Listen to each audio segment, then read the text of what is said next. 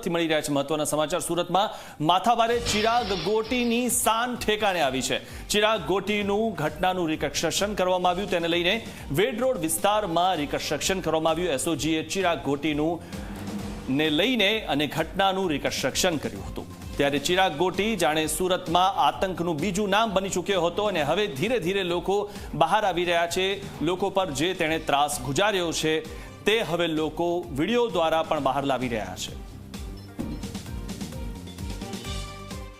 માથાભારે શખ્સ તરીકે ઓળખ ધરાવનાર ચિરાગ ગોટીનું આજે રિકન્સ્ટ્રક્શન કરવામાં આવી રહ્યું છે। આપ સીધા દ્રશ્યો આપ જોઈ રહ્યા છો, સુરતના વેડ રોડ વિસ્તારના સીધા દ્રશ્યો છે જ્યાં ચિરાગ ગોટીનું રિકન્સ્ટ્રક્શન કરવામાં આવી રહ્યું છે। મહત્વની વાત છે કે ચિરાગ ગોટીએ સિંગણપુરમાં જ પોતાના જે ભાગીદાર છે તે ભાગીદારને ડ્રગ્સના જે કેસ છે તે કેસમાં ફસાવવાનો પ્રયાસ કર્યો હતો। જે તે સમયે તેના જે ભાગીદાર છે તેના વિરુદ્ધ ગુનો પણ નોંધ્યો હતો। જો કે આ સમગ્ર ઘટનામાં તપાસ જ્યારે હાથ ધરવામાં આવી ત્યારે ચિરાગ ગોટી અને તેના પિતાની સમગ્ર ષડયંત્ર રચ્યું હોવાનું સામે આવ્યું હતું, જેને કારણે ચિરાગ ગોટી 8 મહિનાથી નેપાળ ભાગી છૂટ્યો હતો। ત્યારબાદ પોલીસ દ્વારા તેની સતત પૂછપરછ, સતત તેની શોધખોળ હાથ ધરવામાં આવી રહી હતી। આ દરમિયાન એકાએક જે ચિરાગ ગોટી જે છે તે સુરત કોર્ટમાં હાજર થઈ ગયો હતો અને ત્યારબાદ તેની સિંગણપોર પોલીસે ડ્રગ્સના કેસમાં ફસાવવા બદલ તેની ધરપકડ કરવામાં આવી હતી। આપ જોઈ શકો છો, હાલમાં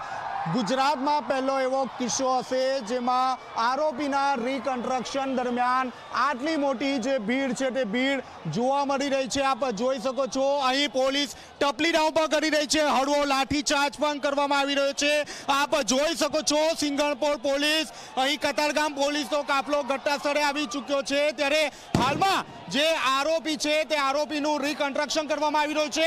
આરોપીને ઢોર માર મારવામાં આવી રહ્યો છે, પબ્લિકે અહીં ટપલી ડાઉન કરવામાં આવી રહ્યો છે અને સ્થાનિક જે લોકો છે તે લોકોની માફી માંગી રહ્યો છે। આપ જોઈ શકો છો, હાલમાં એસઓજી પોલીસ અને ડીસીપી સહિતનો તમામ કાફલો અહીં આવી પહોંચ્યો છે। ત્યારે પબ્લિકે જે છે તે ચિરાગ ગોટીના કપડા જે છે તે ફાડી નાખ્યા છે, ટપલી ડાઉન કરવામાં આવી રહ્યો છે અને હાલમાં ચિરાગ ગોટી જે છે તેનું જે અહીં અસામાજિક તત્વ તરીકે છાપ જ્યારે ધરાવતો હતો ત્યારે જાહેરમાં તેની પાસે માફી મંગાવવામાં આવી છે। આપ જોઈ શકો છો, એસઓજીના તમામ પીઆઈ, પીએસઆઈ તથા ડીસીપી સહિતનો કાફલો ઘટના સ્થળે પહોંચી ગયો છે અને ચિરાગ ગોટી પાસે અહીં માફી મંગાવવામાં આવી રહી છે। આપ જનસેલાબ જોઈ રહ્યા છો, લોકોનો આક્રોશ જોઈ રહ્યા છે, કારણ કે આ ચિરાગ ગોટી એ શખ્સ છે જેના પર ખંડણી, મારામારી, અપહરણ સહિત 5 જેટલા ગુના નોંધાઈ ચૂક્યા છે અને જે વ્યક્તિ વ્યાજના રૂપિયા ન આપતો હતો તેમને તાલીવાની જે સજા છે તે સજા આપવામાં આવતી હતી। એક પછી એક જે રીતે વિડીયો વાયરલ થયો હતો